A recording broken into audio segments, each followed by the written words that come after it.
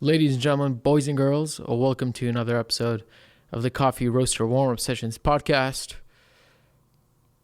We weren't here last week because things got a little hairy and a little busy, including dealing with a how do you say this?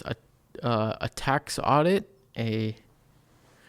Was it a tax audit? Some kind of the logistical stuff that nobody really talks about. Like a business audit.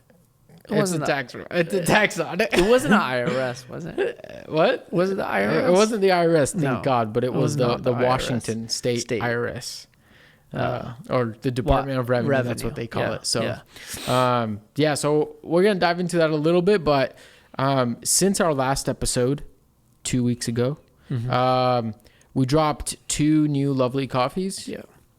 Ethiopia, which we've tried a few times here on the podcast. Yeah. A really tasty Ethiopia. Serge, what do you like about it most? I like it because it's... how do I phrase this?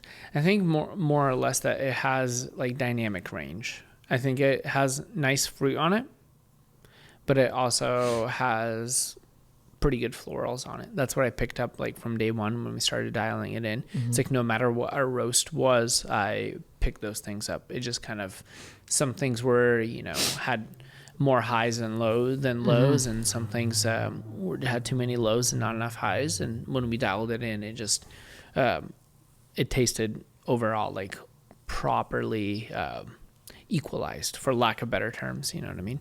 Yeah. I think it's funny because I'm talking about that because we just cupped, and that's where my mind is at, and kind of seeing things when I taste them. I like that coffee overall. It may be my favorite Ethiopian coffee of the year, to be honest. Dang. Unless I'm missing something. I don't know. Have I had I haven't, even from other roasters, I haven't had any Ethiopian coffee that really has been like super tasty. Yeah. And so I'm trying to remember what other Ethiopian coffees, and I remember a few that I didn't like, and I remember a few that were like subpar. This one just hits really, really well. Yeah. So I would say we even brewed it when you brewed another roaster that we've had on here that we love dearly. Yeah. And you brewed their coffee and then brewed our coffee, and I chose our coffee basically it's hands down better. Yeah. Yeah. Let's pour some batchy before it's cooling down, and then we can talk about the other coffees. Yeah, that other roaster that was I had a better brew of it on pour over. It was my last brew that tasted much more like the flavor notes. But yeah, I don't know.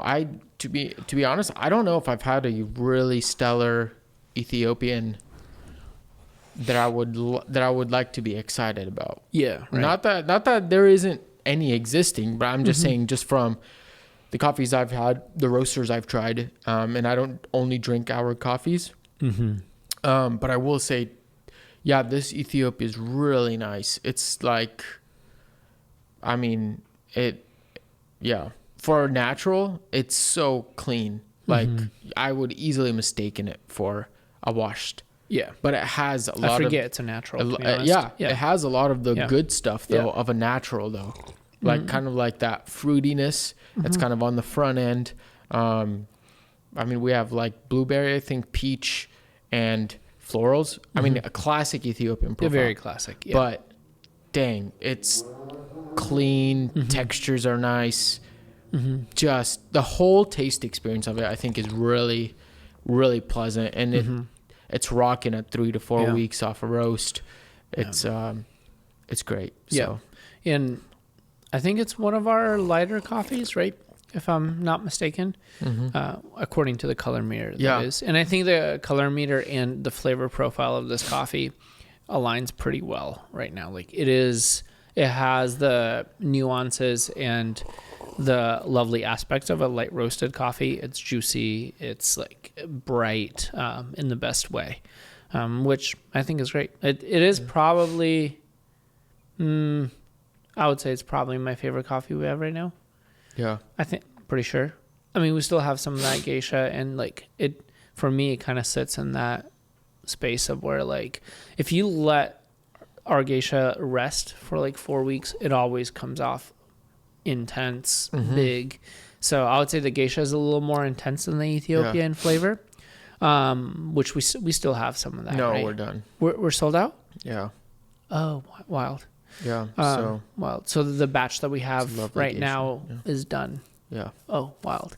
That's unfortunate. But yeah, I would say it's on that par. So yeah, if the geisha is gone, then it's probably my favorite coffee we have on bar. Yeah. And yeah, I think speaking of color meters and favorites, I obviously have a different favorite. Not to say that the Ethiopian is not. It's very good. Man, we also dropped our second coffee from Wilder Lasso. It's a Choroso varietal.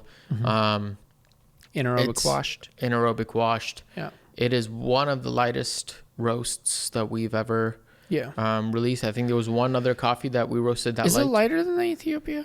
Yeah, it is. Wow. It's a few notches lighter. Wait, really? Maybe I'm mistaken. The Ethiopia for the Choroso. But the Ethiopia is also kind of leading in that direction. The Choroso, I don't know. What I like about it is that it has a very interesting, just strange flavor profile. But for me, it's like a lot of stone fruits up front. It's got the zippiness to it. Yeah. It's like, I don't know. It's just very nice and intense and punchy while also being kind of more airy and light. I mean, of course, because it's on the lighter side. Yeah. But it's at 3 to 4 weeks, it's just got this it's got this really pleasant tangy acidity that I really like. I don't even remember the flavor notes that yellow plum and gooseberry. Which I think is like a really great representation. How would you describe gooseberry? Because I feel like gooseberry means a lot of different things to a lot of different people. Plus, it's not a common fruit that people eat. Yeah. So if someone's listening that's never had gooseberry, how would you describe that flavor? That's a great question. I would say it's like a marriage between a black currant and a green grape. Okay. So a black currant has this like tartiness to it with some subtle sweetness. I wouldn't say currant's really intensely sweet. It has some sweetness to it, but it's more tart. It's got some very intense acidity. But then you have the green grape that's like kind of malic, again, more acidity driven, but kind of a different flavor profile than a currant. Yeah. But I think if you pair them together, I think it gets it close to the ballpark. And really a gooseberry, if you've seen a gooseberry, it's literally, the size of it is like a currant, but the color of it is like a grape. Is like a grape. So almost like a marriage between the two. And then it's got that yellow plum, that like nectarine yellow plum, maybe not really peach, but kind of in that family. Yeah. It's I don't know. What was the third flavor note we had? Also florals. I think that's also the coffee that I got rose hip on. Yeah. Yes. Yeah, I would continually get rose hip. Yeah. So 2 lovely coffees, and then of course, like, we're technically dropped like 2.5 coffees, because this coffee that we're drinking right now is our Guatemalan Jorge Mendes. It's a return coffee we've had for several years. I mean, this is our 4th year of buying it, 5th. I don't know. Yeah. Harvest after harvest. So it's a staple for all of you who like the Jorge Mendes. It's a great drip coffee, daily driver, rocks on espresso with milk and espresso alone. Yeah. And this is why I say 2.5 drops, is because it never left, and we never really announced it, but it's the fresh harvest, it's new stuff, so it's tasting. It's got, like, if you drank it like a month ago and then you buy back today, they're pretty distinctly they're very different. Yeah, for sure. In this cup, you're getting that classic Guatemalan way like acidity. I mean, I'm getting lots of malic, like apple, milk chocolate, little bit of maybe stone fruit. Yeah, and because we just cupped it right before the podcast, I definitely got the grape back in it in a different way than other coffees. Like, again, put in it in context that this is a classic Guatemalan coffee, very classic. Like you got to put it in that context, and if that's your jam, like I think this coffee is just perfect in every way. And we also have roasting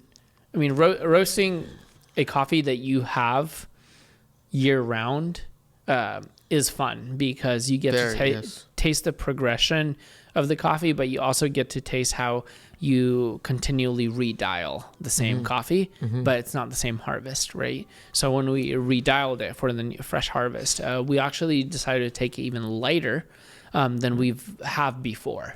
And that's where it kind of brings out that more of that acidity, I think, and also at the same time still holds on to the reason we like this coffee is the sweetness of it, Yeah. But we did, I think, highlight the acidity more in this harvest than we have ever before. It's just also so much different than our first harvest of the coffee. Yeah. But I think that's fun. Like if you're someone who loves Guatemalan coffees and who's stuck around with us from the 2020 lives where we were drinking the Jorge Mendes coffee like almost every live. That was like our bread and butter for those IG lives during COVID lockdowns. If you've had that coffee then to having the coffee now, you can taste the progression not only in the harvest and not only in the green coffee, but you can also taste the progression of how we've dialed in coffees, which I think is super fun. Yes. And super exciting. Like it reminds me of this is Alex Wallace's one of his favorite coffees from back in the day. And I can't imagine what Alex would say about the coffee if he would have compared it to, the original roast that we had back in 2020 of this coffee, the first time roast. So I think that's fun. One, from a consumer point of view, when you have spent a lot of time with a roaster and you've drank this roaster's coffee, like we do that with other roasting companies. I'm speaking from experience when I say that. Like if you've stuck around with a roasting company for 4 years, someone like us, and you've seen the progression of how they've grown, but how they've changed, how their palates have been defined. Like you're almost kind of reading our, not only our work, but you're tasting our palates and how they've grown and been defined. And I think that's really fun. So one thing, like a big thank you, because it's a staple coffee that we've had. And if you're a listener who's bought it from day one to now, thank you for your loyalty to just Mir, but also to Jorge Mendes. Right. Jorge Mendes is also the only producer we shot a kind of short film that you shot when you were in Guatemala. And Jorge's story is something we've highlighted over the course of years. So hopefully we continue working with him and we continue bringing a coffee that a lot of people have really, really enjoyed. Yeah, that's definitely, that's exciting. It's definitely a conversation for another thing because I have a lot of ideas, but it's one of those coffees that, really, I can't think about any other roaster that has went and shot a story video other than maybe Proud Mary has done that a few times, but a coffee that you can watch the farmer, the producer, the family literally talk about their coffees and their journey and then literally go buy the bag. Yeah, totally. And it's it's I don't know, to me, like I said, this conversation for another episode, but to me that's bonkers. I would love from just a drinker's standpoint, I would love to experience that from a different roasting company. And that's why I think Diego has a few out there, It's same thing with Lance Hedrick doing, not same thing, but similar concept that Lance Hedrick did with Pepe Jean. You know what I mean? Stuff like that. Yes. Okay. Yeah. Stuff like that. That's it's out there. But also a lot of the times when we see these stories portrayed, they're around concepts of innovation, pioneering. And those are all great concepts, I think, when we talk to producers 100%. About those concepts. I think they're awesome. 100%. They're great. And I love those. I love listening to Diego talk about all of these things that he's come up from his like background in school and like how Yeah. I love that innovation, that scientific drive behind processing coffees and green coffee. I love that. But you don't get a lot of the times like the mundane day to day kind of put on your socks in the morning kind of vibe from a producer. you kind of like, you don't, you know what I mean? And I think if we did more stories around producers, I would want to tell the stories of the non glitz and glam of a coffee producer. Right. You know what I mean? Not something that like, I want B-roll of their cat. You know what I mean? Like I want B-roll of the chickens. Like tell me what it feels like to be a non-glamorous coffee producer in Guatemala. Yeah. You know what I mean? But that's been around for 30 years or 40 years. That owns some actually like popular, well-known farms. You know what I mean? Tell me those stories, because I get the stories that we hear about. Things like, and I'm not like trying to diminish Diego's or Pepe Chichon's stories. Point. Yeah, that's it's not the both. point. Yeah, they're both. They're celebrities. Yeah. Tell me a story about an actor who didn't get famous from shooting a big role, but who's been in like 20 movies, and you're like, oh shoot, like 100%. That actress has been in like 20 movies, and I've watched them a lot, but they're rarely the lead. You know what I mean? Yeah. Stuff like that. That kind of stuff. I love that kind of stuff. That stuff fascinates me. And I love hearing those stories. So big shout out to Jorge Mendes. This week, last week, a couple weeks ago, kind of a process through October, we've been audited, tax audited, which is fun. And not that we're hiding anything. No, not at all. We're not really. But it's kind of, it's one of those moments that, like I said, like, no, it's not the fun stuff that nobody talks about. You know, if you're starting a roasting company, you probably will or have or might in the future, in the near future. And it's not fun. I'd say you should get audited. What? I think you should get audited. That's not what Sergio's saying that because he doesn't have to deal with it. He's in the roastery roasting. That's it. So, but I'm one with the coffee bean. Yeah.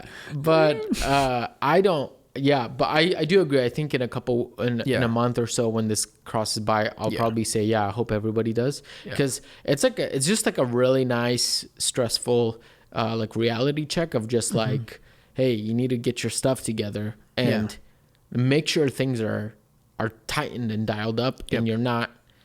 I think it's just too easy for a small business owner who kind of has to do everything. You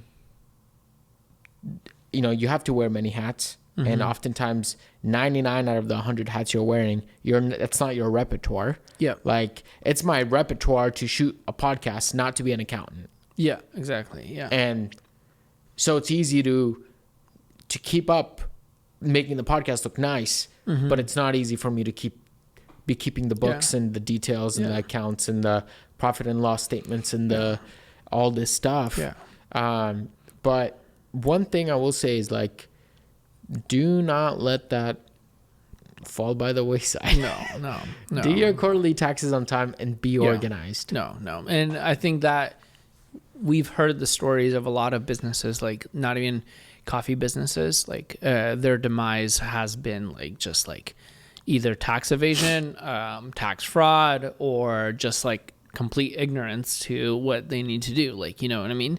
And we've heard, like, especially I think in our world or more or less in your world, where you're like self-employed or you're basically just shooting videos and content, photography, any kind of like that creative work, where you have to keep track and log all of those things. And a lot of the times, even with a hired accountant, you've heard the horror stories of things not being dialed, things not being prepared well, things not being taken care of. Right. And you kind of like, you just live another day, and then it catches up with you, and then you're like, shoot, you have to unpack and do a lot of stuff. Yes. So I personally, like, I hate taxes. Like, I'm not looking forward to this coming year of taxes. I did not look forward to last year of taxes. I just called the tax lady again before and said, hey, can you legally tell me that I can do this? And she's like, I can't legally tell you you can do this, but I can legally say that I've seen other people do it and succeed. And I was like, interesting. Oh, God. Okay. I don't know what to do now. Well, I guess I won't take your advice, but I will. Like, do what you will with that information. Yeah, exactly. But like stuff like that you're like, oh, okay. Plus, like, sometimes I wish everything could just be done in the W-2. Yeah. You know? Yeah. So yeah, I think definitely don't let it fall by the wayside. But oh gosh. I think number one, it's not as terrifying when you have things dialed in. Yeah. Like when you have your receipts, your records, your profit and loss statement, your worksheets, everything is just dialed. Mm-hmm. Like I know because I do most of the bookkeeping for us in the organization. Mm-hmm. I know there's a mistake somewhere in there. Yeah. Like that is, I'm not even going to pretend like there isn't. Mm-hmm. Again, it's not my repertoire. Yeah. And to a certain extent, I'm okay with that. This is going to be a learning experience for me. Mm-hmm. And that's also why I think everybody should, because it's mm-hmm. a good learning experience. But on the other hand, when you do have things tightened up, which I think I have like 80% of it, 90% of the weight there, it's like right there. It's like, boom, it is what it is. It's right here in front of you. Yeah. And you can just send it off to whoever's doing the audit and whoever's requesting paperwork. Mm-hmm. And there really aren't any issues, unless you're literally trying to evade or something. Yeah. But yeah, that makes that process so much less stressful if you're organized. If you're not and things are all over the place, that's not going to be fun, because now you're putting in way too much work, mm-hmm. like a lot more work when you could be doing little bits and pieces of the work all year round. Mm-hmm. You're not like saving it for one day. Yeah. And then also, the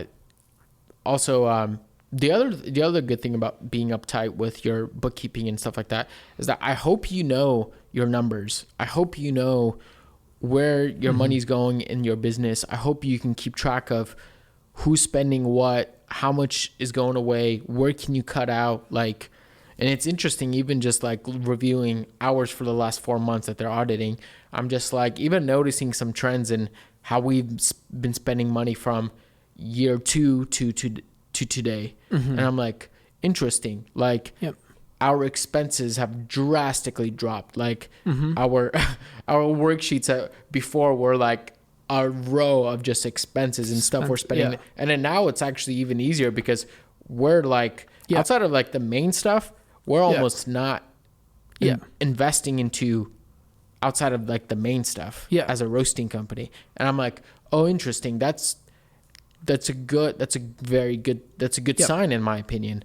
And so, it kind of it's just good practices for you to know where your money's going and how you're doing it and what you're managing it. And then also confronting the fact of like, oh, dang, like we're not making as much money as we thought. Yeah. Because I think for like a small business owner, mm-hmm. you just know like money's coming in, you're able to pay somebody, do this, and the ball is rolling. Yeah. And you have some kind of hypothetical idea. Mm-hmm. But then it's like, well, your year income and your expenses, and then you're like, oh, that might have not have been, quite as much as I thought or whatever, so. Yeah. And depending on your operation, for sure, you should probably have some people in your circle or hire some people that know all of the odds and ends of mm-hmm. a profit and loss statement. Like, I mean, bare minimum, as an owner, you should be able to read a profit and loss statement and understand how things are categorized. Mm-hmm. And then obviously depending on the size of your business, like not everyone can put together their own profit and loss statement. So hiring a accountant or hiring someone who can do that for you, who can take care of those things for you mm-hmm. is super smart. With that said, you should still be able to sit down and look at your things that you're spending money on and be able to define those and be like, okay, this is where these are my percentages. This is where things are going. This is where I can tweak mm-hmm. things, because that simply allows you to tighten things up in certain areas and also maybe redirect, because not only is it important for the profitability and long-term sustainability of your business to know your numbers, it's also important to know it helps define the vision of your company and where it's headed. If you're a company who's like super into competitions, and your goal is to be like well known in the competition ring, let's say that's an important value for you, then you're like, oh, why is my like budget in this area too low maybe? And you need to tweak some things to be able to improve that budget so you can achieve that goal of actually competing, practicing, so investing money in that. Like if a big value of yours is like going to Origin, but you don't know your numbers and your numbers don't align to in a way that actually allows you to do that, then you need to redirect something. But if you never look at your numbers, you don't know what you have and you don't know where you can take your company. So numbers not only help you become and be sustainable and profitable, numbers also help you dictate where you want to take your company and what vision you have for your company. And I think those things are like super crucial. Those are the things that we're always tweaking, trying to define and trying to figure out. And I think this year we didn't go to Origin, right? It was last year we went to, like, this year was also a different year, but we did make some major adjustments where the amount of green coffee we buy is way more strategic, way smarter, way more aligned with like, okay, like we've bought 2 coffees now from Lazo's. Like we were buying coffees from the Baiters. Then we redirected and said, we're going to continue buying this coffee from the Baiters, but we're going to also move into this area. Like we've really strategically bought green coffee in a way that also aligns with our values as a company, but also allows us to be sustainable and profitable without a lot of loss, you know? And I think that's also like with the audit, hopefully like that communicates that when we look at that, some of the things that we tightened up were those major purchases, but also our little purchases have like, we didn't buy, 10 or 20,000 bags this year, it's like stuff like that. Yeah, I agree. The other part is like keeping track of inventory, keeping track of, knowing, what product for you is selling well. I know for us, it's a little easier because we're just selling coffee beans, whole bean bags, but then also breaking down like, man, what coffee is selling better than all the other ones. I know we talked about that like even before getting audited.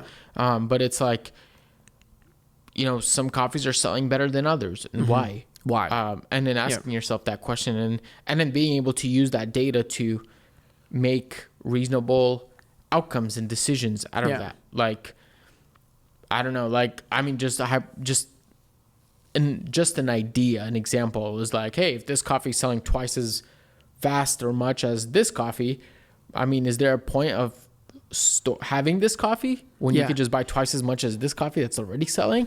Like just those little things. And I think for a cafe, of course, that's, if you own or manage a cafe, that's probably way different, way more complex, but just asking yourself like, hey, you got some merch and merch is not moving. Those are dollar bills sitting laying on hangers. Is it worth it? Do we need another round just because everybody else is doing, or just because some guru said, hey, you should get merch for your business? Not really. And what if taking that money and investing it into a product that's really high selling, moving, maybe that's a better use of, your money and where it's going. But you probably won't do that unless you're really being honest with yourself and real with yourself, and then diving into the numbers, the analytics, and just looking into them. It even comes down to like small things like, for a cafe, creating a signature beverage. Right. We all love like the fancy, like the big attention getting signature beverages. But the reality is if your, cost of goods in that beverage is so high that you can't make it a sellable item, even if it's really, really good, to the point where if you have to buy product that's like expiring and you're tossing more product and you can't do the minimums because you don't have the major flow and turnover of that product, then is that signature beverage really worth investing more money in? You know what I mean? As a product. And those are little things, right? But you can also look at it from the point of view like, hey, if you know your COGS and you can look at, hey, you sold X amount of drinks, but you spent X amount of money on milk. Like how? That's not possible. Like it takes X amount of milk for X amount of lattes. Why did we buy 2X more milk? Like, where's that milk going? And that's not all. That doesn't always mean like, oh, all of that milk was wasted. You just need to figure out, oh, well, if a lot of that milk went towards like quote unquote training or latte art practice, okay, that makes sense. Right. But if you never look at those numbers, then you just really don't know where the holes are, and you don't know what you need to patch up or what you need to recognize as, oh, this is happening because you're at this place or at this stage as a coffee business or as a business. So knowing your numbers helps you understand how your company's ticking. Yeah. 100%. Yeah. As we wrap up, I'm just going to finish with another thought that came up this week is like, it's going to be very, with the new Starbucks CEO, and I know most of us probably, like, whatever Starbucks is doing is probably not what, I would assume what any listener or we are trying to go after or trying to do.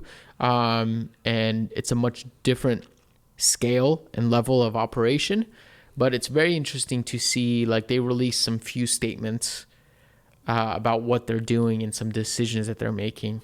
And it's very interesting. And I know they have like economies of scale that help them do certain things that a small business doesn't. But I would highly recommend everybody, like people who are in management or higher, is just to pay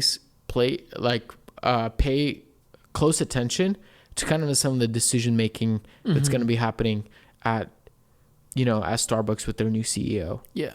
And just taking notes from that. Cause I think, they just have so much more data. Yeah. And information to work off of. And they know the consumer super, super well. And they know how to run a business literally, like, regardless if you like them or not, they know how to. And it's worth paying attention. Yeah. Yeah.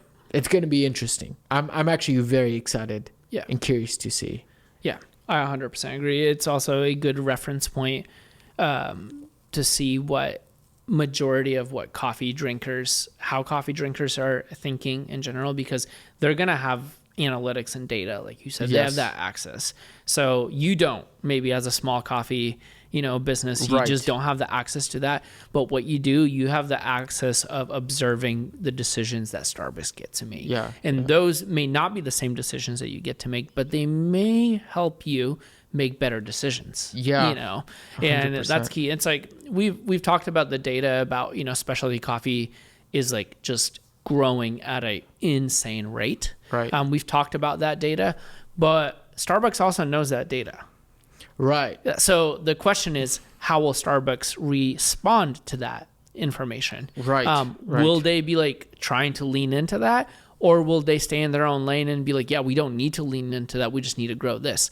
And that's what I'm, curious about, and to see how that affects it. Yeah. They released a statement that they want to come back to being a third place and being more coffee focused. And I'm like, interesting. The third wave. Yeah. Starbucks. That's very interesting. And then also interesting to see, like, I think this past year is the first year that they actually declined.